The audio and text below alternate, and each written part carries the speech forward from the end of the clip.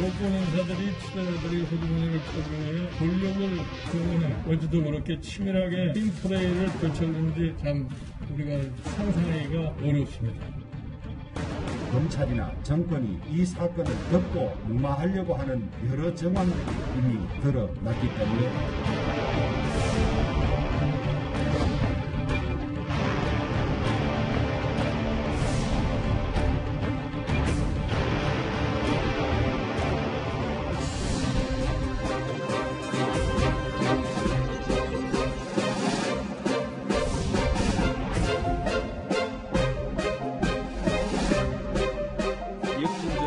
범죄인 인도 청구를 아직 안 했다고 말씀을 하셨는데 1차 조약이기 때문에 외교상 밝힐 수가 없는 부분이 있습니다.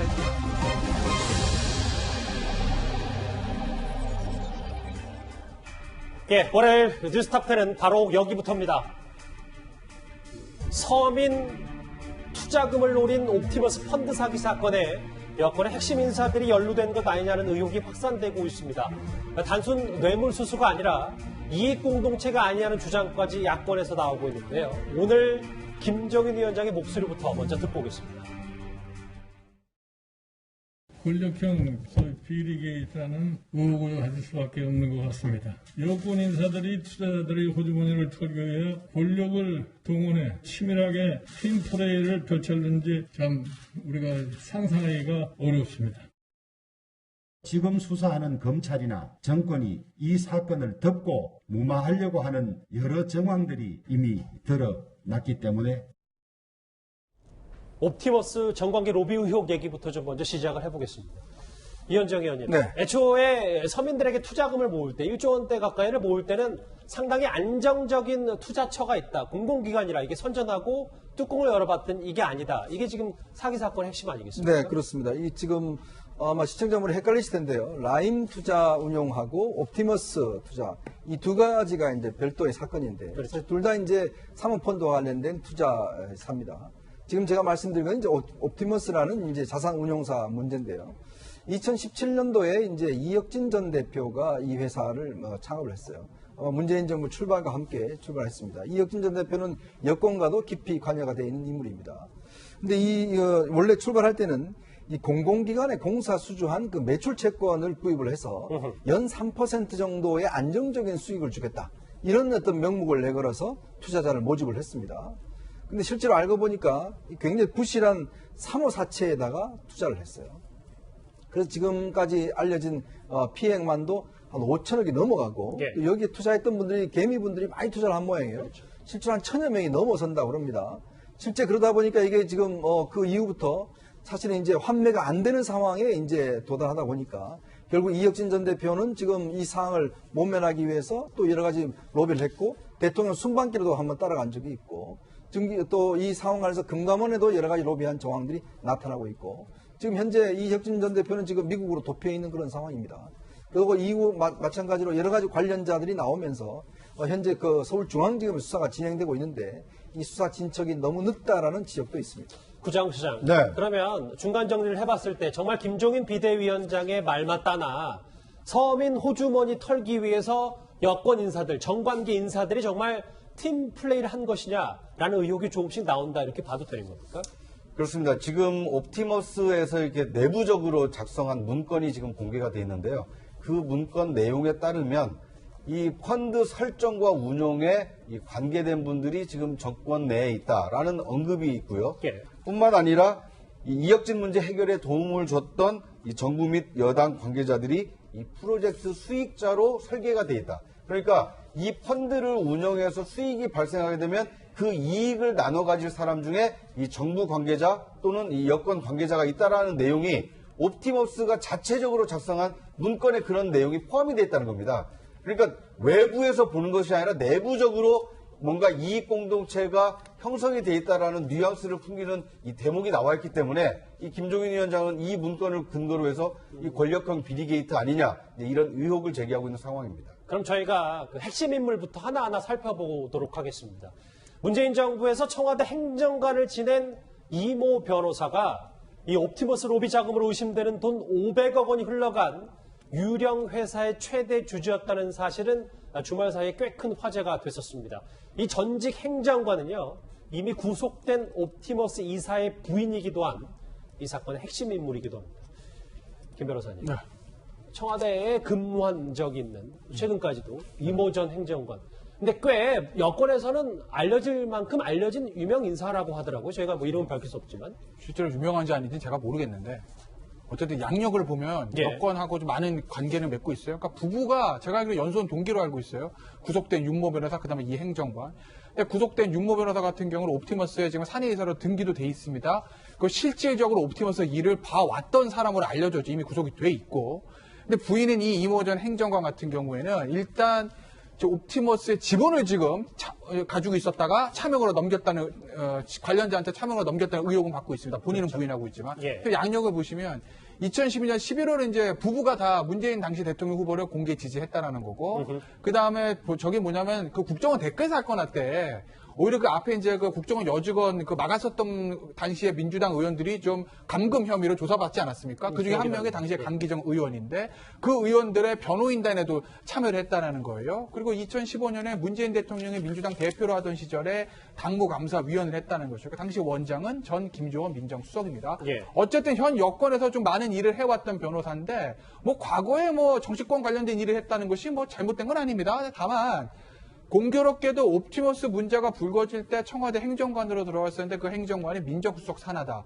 민정수석은 수석실에서 이 금융이랑 금감원 이 문제를 좀 관할을 하고 있으니 거기다가 옵티머스 지분도 보유하고 있었으니 이 이모 전 행정관이 옵티머스 문제를 좀 덮고 이렇게 은폐를 하는데 결정적인 역할을 한 것이 아니겠냐라는 의혹들이 지금 나오고 있는 거죠.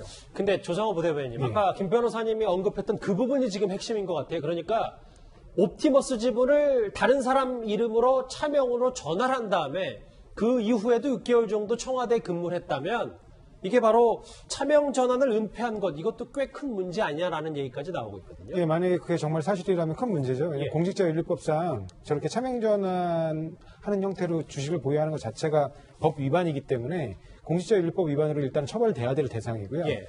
그다음에 지금 저 구조가 기본적으로 옵티머스 지분 9.8%면 굉장히 큰 지분입니다. 그리고 그것뿐만이 아니고 옵티머스에서부터 이제 그 모집한 그 자금들이 실제로 뭐 여러 개의 회사들로 분산됐다가 뭐 이른바 뭐 트러스트홀이라는 하나의 회사로 자금이 모이게 되는데 일단 그렇게 분산되는 회사 중에 한 회사인 이른바 세틸리안이라는 회사의 또 최대 주주이기도 합니다. 뭐 50%의 지분을 보유하고 있다는데요. 그러니까 그런 부분들이 만약에 정말 문제가 이제 이 실제로 지분을 넘긴 게 아니라 지금 요즘에 언론에서 보도되는 것처럼 김재현 대표 비서의 진술에 따라서 그러니까 일단은 비서 명의로 살짝 명의만 차명으로 돌린 거라면 예. 굉장히 큰 의심을 살 만한 그 공직자윤리법뿐만 아니라 그 이후에 옵티머스의 어떤 굉장히 구체적으로 민정실에서 근무를 하면서 관여한 것으로 의심할 수 있는 그런 좀 중대한 문제가 발생할 수 있습니다. 가벼운 문제가 아니다 이런 말씀도 그래서 동의하시죠? 단순히 공직자윤리법 위반의 문제로만 접근할 문제는 아니라고. 알겠습니다. 지금 제 옆에 화면 다시 한번 봐야 될 것 같은데요. 이 부분 있잖아요. 5년 전에 그러니까 이 지금 떠오르는 핵심 인물 이 전 행정관은 과거 민주당 당무 감사위원 출신입니다. 5년 전 당시 야당 대표였던 문재인 대통령이 직접 이 전 행정관을 칭찬한 바 있었습니다.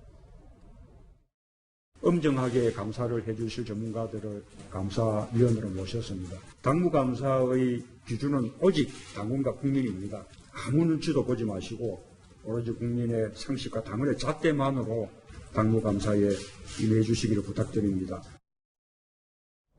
당시 이제 당무위원도 역임했던 이 전 행정관, 이 사건의 갑자기 핵심 인물로 떠오르고 있는데, 그럼 이현정 의원님. 네. 그래서 얘기가 나오는 게, 그 검찰 수사가 어느 정도 진작 시작이 됐는데도 불구하고 청와대에서 계속 행정관으로 근무를 했거든요. 그래서 혹시 이 전 행정관이 혹시 이 정관계와 청와대를 연결하는 로비 창구 역할을 한 거 아니냐라는 게 지금 야당의 시각도 있는 것 같습니다. 일단 이 행정관은 지난 6월 달에 청와대를 그만뒀습니다. 청와대를 나왔는데 아시겠지만 추미애 법무장관이 지난해 연말에 인사청문회를 통해서 1월 달에 임명이 됐어요. 임명된 지 얼마 안 돼서 또 어떤 조치를 취하냐면 검찰 조직 개편을 단행합니다. 예. 그 조직 개편의 핵심적인 내용이 뭐냐면 바로 남부지검에 있는 증권특별수사본부를 해체시키는 조직 개편을 단행합니다. 제가 기억하기로 당시에 이 윤석열 검찰총장이 딴 건 모르겠지만 그거는 좀 해체하지 말아줬으면 좋겠다라는 이야기를 의견을 했다는 이야기가 있어요. 왜 그러냐면 이 각 지검별로 서울시내 중앙지검 말고 각 지검별로 특별한 수사 어떤 능력을 가지고 있었는데 더군다나 남부지검 같은 경우는 주로 영등포로 관할하고 있기 때문에 이 여의도에 있는 많은 증권사나 이 펀드사들 관장하지 않습니까? 그래서 증권 관련된 전문 수사 인력이 있었어요. 이 전문 수사 인력은 뭐냐면 검사들 중에서 주로 회계사 자격증을 갖고 있는 사람이라든지 이쪽 펀드 쪽에 잘 아는 사람. 왜냐하면 이 수사는요 굉장히 어렵습니다. 사실은 이 같은 금융 쪽이기 때문에 좀 알지 않으면 수사에 깊숙이 들어가기가 힘들거든요. 그래서 그 전문 수사팀들이 있었어요. 근데 문제는 지난 1월 달에 이 수사팀이 해체가 돼버렸어요. 그렇죠. 자, 그리고 이제 옵티머스 같은 경우는 사실은 서울 중앙지검에서 이성윤 지검장이 원래는 이 수사를 제가 알기로 윤석열 검찰총장이 남부지검에 있는 그 후속 경제팀에다 맡기려고 그랬는데 예. 문제는 이성윤 중앙지검이 내가 하겠다라고 해서 중앙지검으로 갖고 간 걸로 알고 있어요. 그래서 처음에 배당된 곳이 중앙지검 조사부입니다. 이 조사부라는 곳이 주로 이제 고소고발 사건들을 이제 수사를 하는 것인데 전문적인 수사 능력은 떨어진다고 봐야겠죠. 근데 문제는 이제 그렇게 되다 보니 실제로 그러면 이 청와대 민정수석실이라는 게 검찰, 금융 쪽, 금감원 이런 걸 다 관장하거든요. 아시겠지만 유재수 전 경제부시장 같은 경우도 바로 이 역에서 관할했거든요.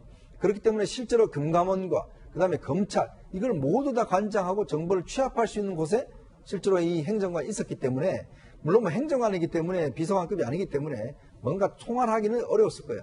그렇지만 최소한 돌아가는 정보 정도는 알 수 있지 않을까라는 그런 의문이 있는 겁니다. 김태현 변호사님, 저하고 화면을 이걸 봐야 될 것 같은데 앞서 제가 얘기했던 것처럼 이 옵티머스 돈 세탁 장구로 의심되고 있는 이 가운데 있는 세틀리언 여기가 지금 이모 전 행정관이 최대 주주로 있는 곳이잖아요. 그러면 이 부분에서는 우리가 어떤 식으로 좀 받아들여야 될지. 그러니까 돈 세탁하는 창구로 이제 지목된 회사들이 지금 말씀 셉텔리언, 그다음 아까 조상우 부대변인이 얘기하셨던 트러스트홀 한 2억 정도 회사가 지금 언론에 오르락내리락합니다. 그 이름들이 예. 지금 말씀한 셉텔리언인데 전형적으로 뭐 저거 돈 세탁할 때 펀드 판매가 한쪽으로 셉텔리언을 몰았다가 거기서 돈이 다시 다른 데로 나가는 거예요. 한번 거쳤다가 일종의 저수지 같은 곳이거든요.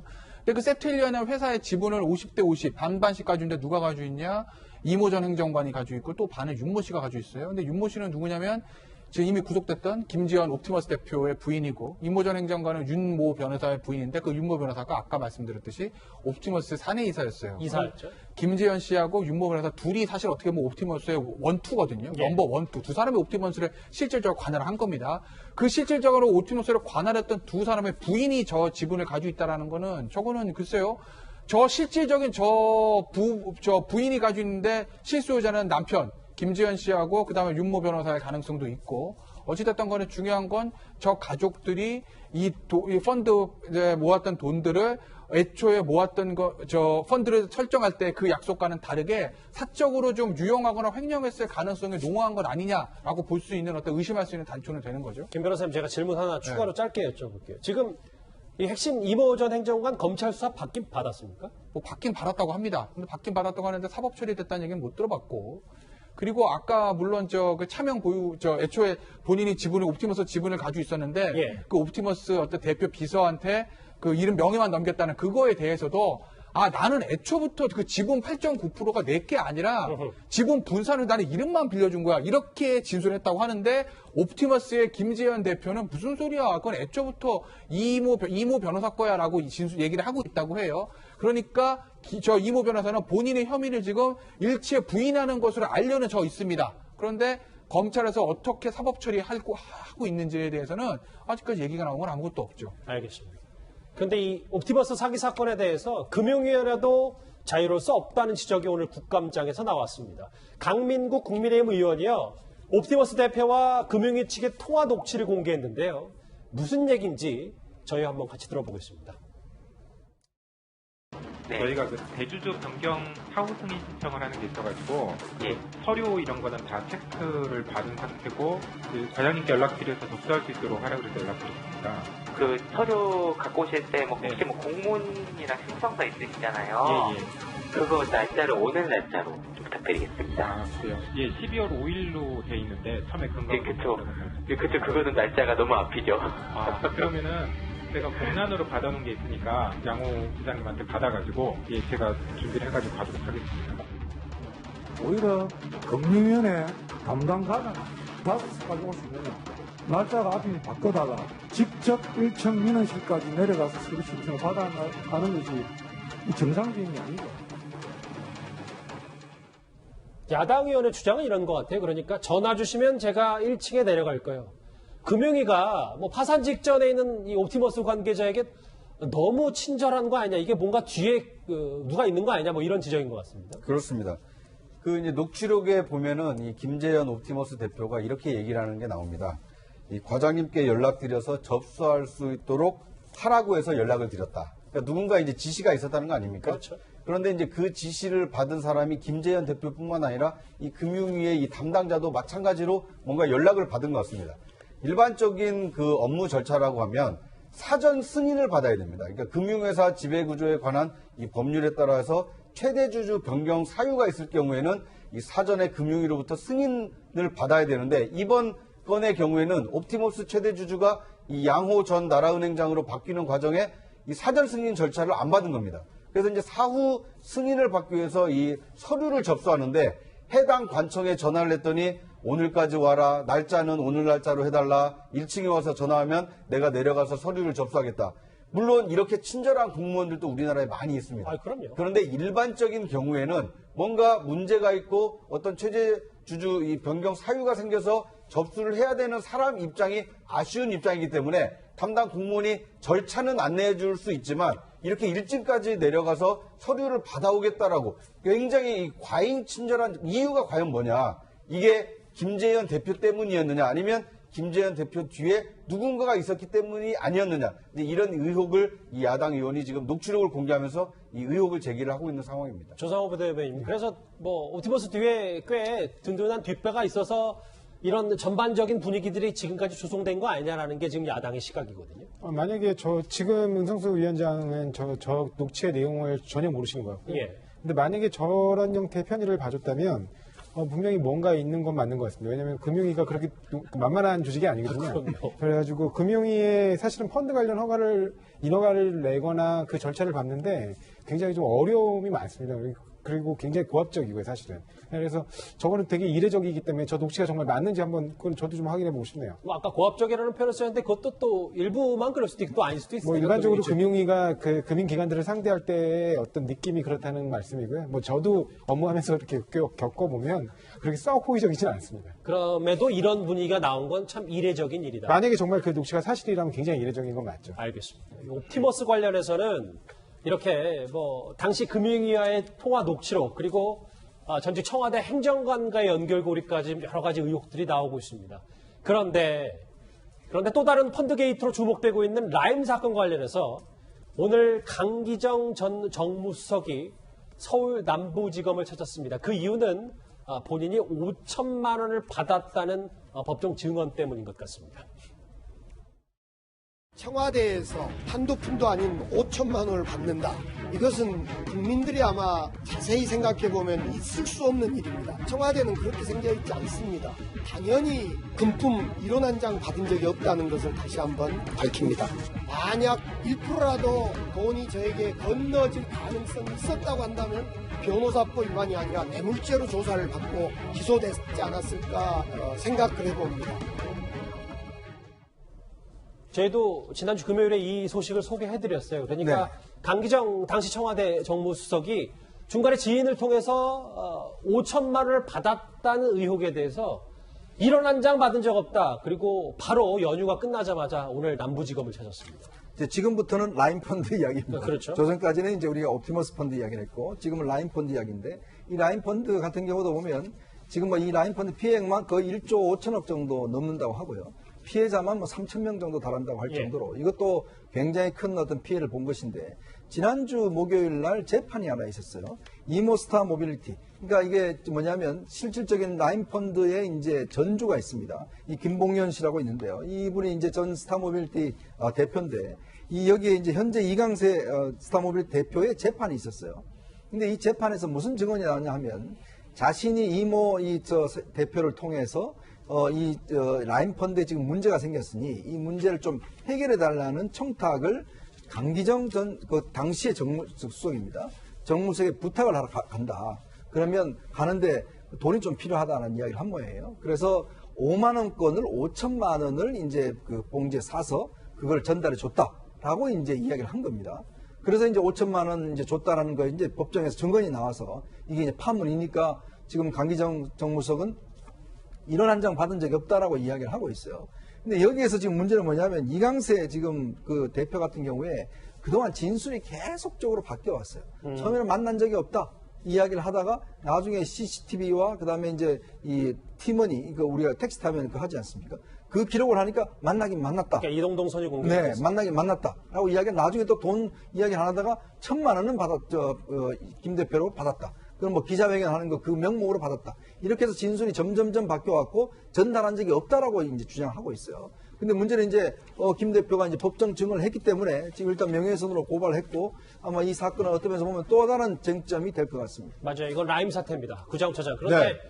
강기정 전 수석은 1원 한 장 안 받았다는 말을 하면서도 만난 사실에 대해서는 인정을 한 것 같습니다. 그렇습니다. 그러니까 이제 이 김봉현 그 대표가 얘기한 것은 이강세 이 대표에게 5천만 원을 전달했다. 그 5천만 원은 이 강기정 수석에게 가는 것으로 알고 줬다라는 증언 아닙니까? 그렇죠. 그런데 이제 이게 돈을 준 사람과 돈을 전달받은 사람은 이강세 대표입니다. 그런데 이제 이강세 대표와 강기정 수석이 만난 것은 강 수석도 인정을 합니다. 예. 찾아와서 뭐 어려움이 있다라고 얘기를 해서 그것에 대해서 금융감독기구가 뭐 이 검사를 받는 것이 좋겠다라고 이 조언을 했다는 겁니다. 그런데 이제 문제는 돈을 준 김봉현 대표의 돈이 이강세 대표를 통해서 과연 강기정 수석에게 전달됐느냐. 김봉현 대표는 이제 그렇게 알고 있다라고 법정에서 증언을 한 것이고요. 예. 강기정 수석은 김봉현 대표가 누군지도 모르고 이 김봉현 대표가 보내온 돈을 받은 적, 1원 한 푼 받은 적 없다라고 지금 항변하고 있는 겁니다. 이제 문제는 그 중간에서 돈을 받은 것으로 알려진 이강세 대표가 과연 돈을 받고 전달했는지 아니면 돈을 받고 본인이 썼는지 아니면 강기정 수석에게 전달하지 않았는지 이제 이것이 앞으로 이 쟁점이 될 것으로 보입니다. 알겠습니다. 옵티머스부터 라임 사건까지 이제 야당에서는 이 사기 사건 관련해서 권력 경계 이태라고 주장하고 있는데요. 오늘 이에 맞서서 민주당 이낙연 대표 이런 말을 했습니다. 옵티머스 라임펀드 사기 사건과 관련해 실체가 불분명한 여러 의혹들이 제기되고 있습니다. 검찰은 그 대상이 누구든 엄정하고 철저히 수사해 아무런 의혹도 남기지 말고 진실을 밝혀주기 바랍니다. 우리는 근거 없는 거짓 주장이나 의혹 부풀리기에는 단호히 대응할 것입니다. 강기정 전 수석이 5천만 원을 받았는지 안 받았는지 고소를 했으니까 사실관계가 밝혀질 텐데 문제는 김태현 변호사님 이 부분이에요. 그런데 과거에 검찰 진술조서에 이런 당시 증언이 있었음에도 검찰의 진술조서에 남겨있지 않다. 이거 저희가 어떻게 받아들여야 됩니까? 지금 이제 정치권 민정수석 근거 없는 의혹 제기하고 했는데 지금 제가 이 언론 기사다 스크린 하거든요. 근거 없는 의혹 제기 없습니다. 아니 강기정 전 수석이 5천만 원 받았던 의혹이 있다. 그냥 아무나 얘기한 건 아니잖아요. 김봉현 씨가 법정에서 얘기했으니까 나온 거예요. 예. 그다음에 옵티머스 관련해가지고 뭐 여권이나 청와대 관계자들 연루돼 있다. 문건이 지금 나왔으니까 물론 실명이 지금 보도된 건 아니지만 문건이 나왔기 때문에 그런 얘기를 하는 겁니다. 그냥 머릿속에 있는 소위 말로 뇌피셜을 가지고 막 기사를 쓰거나 이렇게 방송으로 발언하는 거 아니에요. 상상력 갖고 한다는 말씀이 아니라는 말씀. 어찌됐든 간에 근거가 나왔기 때문에 청와대 예를 들어서 뭐 민주당 관계자 이렇게 이름 한 20명 있으면 이 사람들 조사해야 되는 거 아니야? 이런 문제 제기 당연히 할 수 있는 거 아니겠습니까? 아직까지는 근거 없는 의혹 제기는 없다. 나름의 근거는 가지고 있다. 그것이 의혹으로 끝날지 아니면 실체로 드러날지는 수사를 해봐야 되는 거고요. 근데 저 이제 진술서도 남기지 않았다는 거. 저런 부분 때문에 검찰 수사가 진짜 의지가 있는 거라는 의심을 받는 거예요. 우리 한번 생각을 해보시자고요. 대한민국 생물이 2개 있습니다. 정치하고 특수수사. 그러니까 예전에 저 박근혜 전 대통령 국정농단 사건 때 보면요. 처음에 뭐부터 시작했죠? K재단, 미르재단 시작했어요. 그거 시작할 때 의혹 제기하는 사람이나 수사, 그 문제를 들고 왔던 민주당 의원들 중에서 그게 나중에 삼성 뇌물 사건부터 시작해가지고 삼성 바이오로직에서 분식회계까지 쫙 연결될 거라고 생각했던 사람 누가 있습니까? 없습니다. 수사를 하다 보니까 나와서 계속 따라가는 거예요. 예. 그래서 특수수사를 생물이라고 하는 거고 고구마 줄기캐서 줄줄줄 나오는 대로 한다는 거거든요. 라임이나 옵티머스나 처음에는 금융 사건을 수사를 했죠. 그런데 정치권 관계자 이름이 나옵니다. 그러면 정말 인지수사권을 가지고 있는 대한민국의 검사라고 하면 이거 뭐지? 이거 이상한 거라고 거기로 파는 게 정상적인 어떤 수사 흐름 아니겠어요? 예. 근데 진술조서에 안 담겼어. 그다음에 옵티머스 같은 경우는 내부 문건이 나왔는데도 이거 내부 문건은 진술 한번 들어보니까 자기들이 그냥 허장성수에서 쓴 거로 합디다. 끝. 이렇게 한다고 하면 이낙연 대표 얘기대로 철저하게 수사를 한다고 해도 뭐 결과가 나왔다고 하는데 누가 납득을 하겠습니까? 그러니까 이낙연 대표도 정말 쓸데없는 오해 안 받고 청와대 민주당 관계자 의원들 다 오해 안 받으려면요. 지금 검사한테 중앙지검 수사권 맡기지 마시고요. 민주당에서 그냥 앞장서서 뭐 특검까지는 아니더라도 윤석열 총장 산하에 특별수사본부 설치하는 거 먼저 건의하세요. 그래서 거기서 수사 결과 나오면요. 어떤 결과가 나와도 국민들 다 믿을 겁니다. 알겠습니다. 지금 뭐 김태현 변호사님이 여러 가지 검찰의 부실 수사 의혹도 지적하셨는데요. 이런 관련 소식들이 다음 주제에서 준비되어 있습니다. 바로 만나보도록 하죠.